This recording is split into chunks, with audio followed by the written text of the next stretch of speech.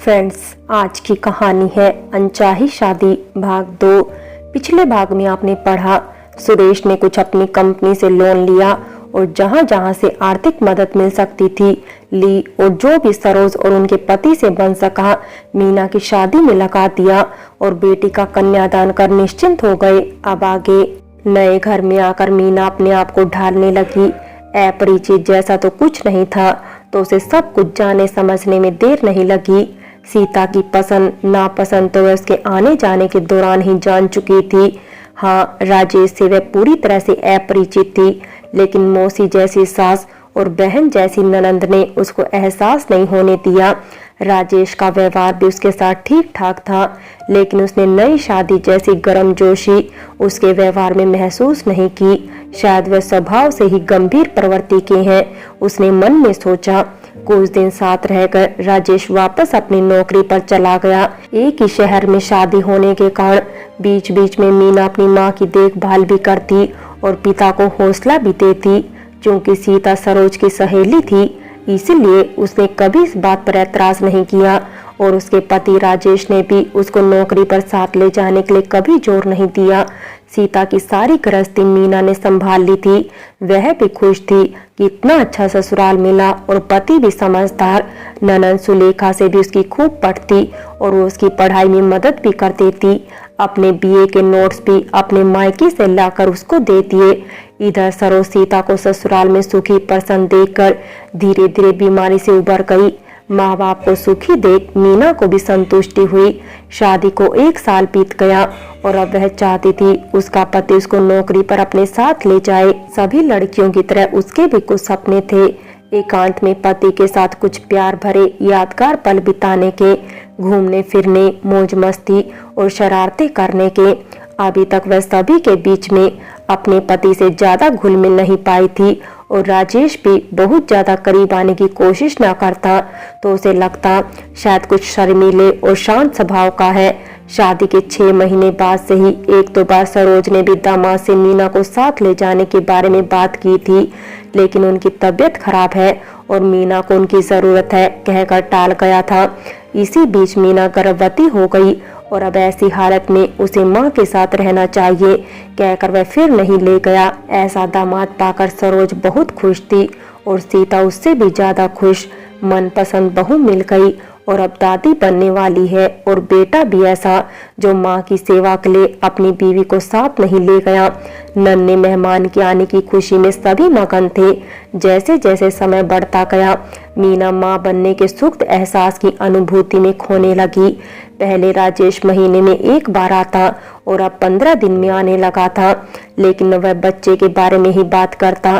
पहले की अपेक्षा अब वो मीना की तबीयत आदि के बारे में भी फिक्रमंद होता। मीना को ये सब बहुत अच्छा लगने लगा।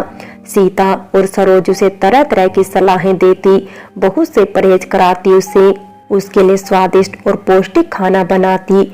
जब सरोज लेकर आती तो पता लगता सीता ने भी वही बनाया है, तो देखकर दोनों हंसती और अपने समय को याद करने लग जाती।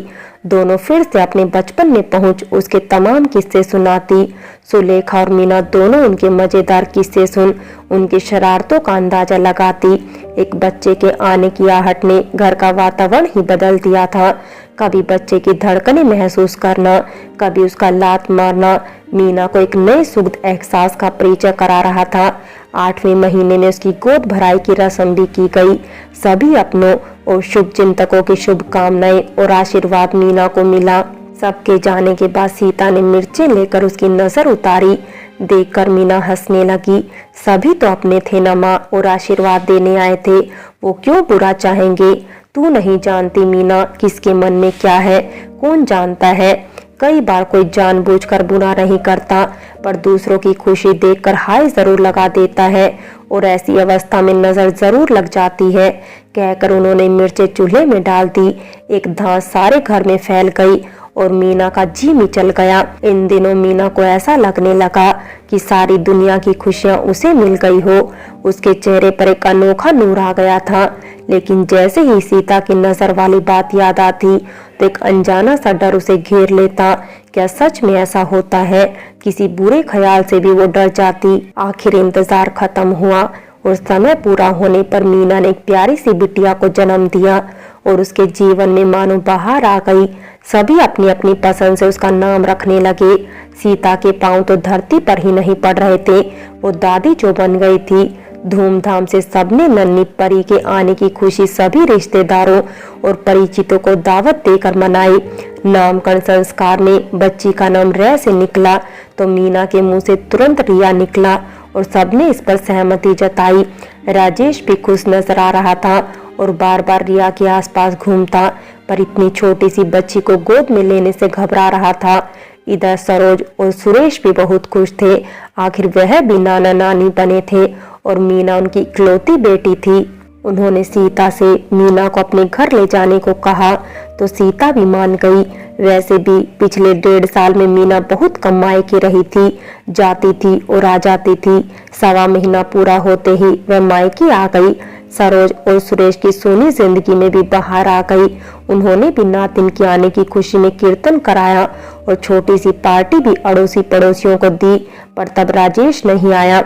मीना को थोड़ा बुरा तो लगा, पर बच्ची के साथ उसने अपने को मना लिया। आज सरोज ने भी राय नून से माँ बेटी की नजर उतारी।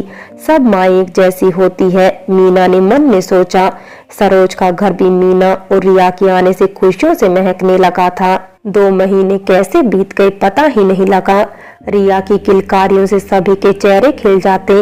बच्ची अब शरारतें भी करने लगी थी, कभी पलटी खा जाती तो कभी किलकारी मार मार कर हंसती। इन 2 महीनों में राजेश बस एक बार उससे मिलने आया, पूछने पर इतना ही कहा ऑफिस में काम ज्यादा है तो आना नहीं हो पाया। किसी ने फिर ज्यादा कुछ नहीं पूछा। सरोज ने अब राजेश से पूछ लिया, अब तो मीना को साथ ले जाओगे ना बेटे? जी, जैसा माँ कहेंगी, कहकर उसने बात टाल दी और एक दिन रुककर वह वापस चला गया। क्या सच में राजेश मीना और माँ की इतनी परवाह करता है या कोई और कारण है न ले जाने का? अब की बार सरोज के मन में कोई संशय आ गया, कहीं वह अपनी जिम्मेदारी से तो नहीं कतरा रहा या फिर उसकी नौकरी में ही कुछ गड़बड़ है। आजकल के लड़के तो शादी होते ही बीवी को साथ रखना पसंद करते हैं। शुरू में सरोज को उसका जो रवैया बहुत पसंद आया था, आज वही उसके गले नहीं उतर रहा था। क्या कुछ ऐसा है जो ठीक नहीं? कहीं ये शादी उसकी मर्जी के बिना तो नहीं हुई और सीता की मर्जी के कारण मना नहीं कर पाया हो और उसकी बेटी को ज्यादा पसंद ना करता हो। सरोज के मन में कुछ संदेह सा पैदा हो गया। अब मीना ससुराल वापस आ चुकी थी और सोच रही थी राजेश साथ ले जाएगा, लेकिन ऐसा कुछ भी नहीं हुआ। अभी बच्ची छोटी है, तुम संभाल नहीं पाओगी अकेले और बच्ची को संभालने के लिए तुम्हें माँ के साथ की जरूरत है, कहकर वह फिर से टाल गया और अकेले चला गया। अब की बार मीना को भी उसका मना करना खरा, लेकिन वह शर्मा शर्मी चुप रह गई। कुछ दिनों बाद सरोज जब सीता से मिलने आई तो पता लगा राजेश फिर से बिना मीना को लिए ही चला गया है। अब की बार सरोज ने सीता से बात की, अब तो राजेश को मीना को साथ ले जाना चाहिए। बच्ची को भी माँ बाप दोनों का साथ और प्यार चाहिए। आजकल कौन इतने दिन बीवी को छोड़ता है? कहीं ऐसा तो नहीं उसे मीना पसंद नहीं, बस तुम्हारी पसंद की वजह से उसने शादी कर ली, लेकिन अभी तक मीना को मन से नहीं अपना पाया हो। सरोज ने अपने मन का संदेश सीता के सामने रख दिया। नहीं नहीं, ऐसा कुछ नहीं है, मैंने उसके साथ कोई जबरदस्ती नहीं की, मैंने बस अपनी पसंद बताई और उसने हाँ कर दी। ऐसा कुछ नहीं है सरोज, बस वह मीना और बच्ची के बारे में सोचकर ही नहीं ले जा रहा होगा, पर अब उसे ले जाना चाहिए। अगली बार जब आएगा तो मैं उससे बात करूंगी। सीता ने सरोज की बात से सहमति जताई और अगली बार राजेश के साथ भेजने का वादा किया तो सरोज संतुष्ट होकर चली आई। हालांकि सीता का मोह रिया और मीना से बहुत बढ़ गया था, पर भेजना तो था ही, कब तक अपने साथ रखती। राजेश की गृहस्थी भी सुचारू रूप से चलनी चाहिए, बाजार का खाना पीना कितने दिन तक करेगा, सोचकर जैसे ही अगली बार राजेश आया उन्होंने बेटे पर जोर दिया कि अब वो मीना और रिया को साथ ले जाए और अपनी गृहस्थी बसाए। लेकिन मीना कैसे संभालेगी अकेले सब? अभी बच्ची छोटी है माँ, उसने फिर से बहाना बनाया, क्यों तू नहीं होगा वहां पर? अपनी बच्ची को लिए मीना अपना घर अच्छे से संभालती है, वह बहुत समझदार और जिम्मेदार है। आखिर काफी हीला हवाले के बाद वह साथ ले जाने के लिए तैयार हुआ। तब तक नन्ही रिया 6 महीने की हो चुकी थी। ठीक है माँ, अगले संडे आकर मीना को ले जाऊंगा, तब तक रहने की सही से व्यवस्था कराऊं और कुछ चीजें व्यवस्थित कर लूं। उसने माँ को समझाया। अब की बार वह सोमवार की सुबह की बजाय संडे की रात को ही निकल गया। दोनों माओ ने मिलकर मीना के साथ बहुत सी जरूरत की चीजें बांधी। पता नहीं उसकी गृहस्थी में उसको कब क्या जरूरत पड़ जाए। ऊपर से छोटी बच्ची सीता ने उसको गृहस्थी की बहुत सी बातें समझाई, तो कभी सरोज उसको कुछ चीजें पकड़ा जाती और सब अच्छी खासी मात्रा में जाने के लिए सामान जमा हो गया। मीना बहुत खुश थी। उसको राजेश के साथ अकेले रहने को मिलेगा और उसकी बेटी अपनी माँ और बाप दोनों के साथ रहेगी। बहुत सारी आशा और उम्मीदों के साथ वह राजेश के साथ चल दी। मीना ने सोचा था वह पहली बार राजेश के साथ अकेले रहने को आ रही है तो वो बहुत खुश होगा और उसके स्वागत में अपने फ्लैट पर कुछ खास तैयारी की होगी, पर ऐसा कुछ भी नहीं हुआ। राजेश मीना को अपने साथ नौकरी पर ले तो आया, लेकिन उसका व्यवहार उसके साथ औपचारिक सा ही था। और सबसे ज्यादा अचरज उसे इस बात का हुआ कि राजेश के फ्लैट में गृहस्थी के जरूरत की सभी चीजें मौजूद थी। मतलब उसने उसके आने से पहले ही सभी सुविधाएं जुटा दी। यह सोचकर वह बहुत खुश हो गई। क्या आप खाना खुद ही बनाते थे? उसने रसोई को देखते हुए पूछा। कभी कभी उसने संस्पीक सा जवाब दिया। रिया के लिए किसी और चीज की जरूरत हो तो लिस्ट दे देना, कल लेता आऊंगा। उसने औपचारिक से स्वर में कहा। जी ठीक है, वैसे तो माओ ने मिलकर बहुत कुछ साथ बांध दिया है। हंसते हुए मीना ने कहा। इस बात पर राजेश भी हल्का सा मुस्कुरा दिया। माएँ होती ही ऐसी है, अपने बच्चे को हमेशा बच्चा और ना समझती है, कहकर रिया को लेकर वह खेलने लगा और मीना नए घर में अपना सामान जमाने लगी। उसे लग ही नहीं रहा था यह एक अकेले पुरुष का घर था, एकदम व्यवस्थित। वो इस बात से खुश थी कि राजेश ने घर को बहुत अच्छी तरह से सजा रखा था। उसने बेडरूम की दीवार पर बीचों बीच अपनी और राजेश की शादी की फ्रेम की हुई फोटो टांग दी और उसके दोनों साइड में रिया को गोद लिए हुए अपनी और राजेश की। हाँ, अब लगाना ये हमारा कमरा, उसने अपने आप में बुदबुदाते हुए कहा। तभी राजेश वहां आ गया। रिया सो गई है, उसे सुला दो। उसने रिया का पालना सेट कर उसे नरम बिछोने पर सुला दिया। राजेश दीवार की ओर देखता हुआ कुछ सोच रहा था। कैसा लगा? सुंदर लग रहा है ना? मीना ने मुस्कुराते हुए राजेश को फोटो निहारते देखा तो पूछा। हाँ, बहुत थक गया हूँ, मुझे नींद आ रही है, तुम भी सो जाओ। उसने फिर संस्पीक सा जवाब दिया और आंखें बंद कर बेड पर लेट गया।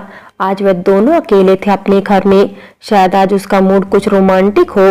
थकान होने पर भी मीना ऐसा सोच रही थी, पर राजेश के सोने पर वह सोचने लगी शायद थक गए होंगे, कल ऑफिस भी जाना है। यह सोचकर मीना भी लाइट बंद कर लेट गई और थकावट के कारण वह भी शीघ्र ही नींद की आगोश में चली गई। फ्रेंड्स, बाकी की कहानी अगले भाग में देखें और अगर कहानी अच्छी लगी हो तो लाइक करें, शेयर करें और प्यार भरी कहानी चैनल को सब्सक्राइब करें।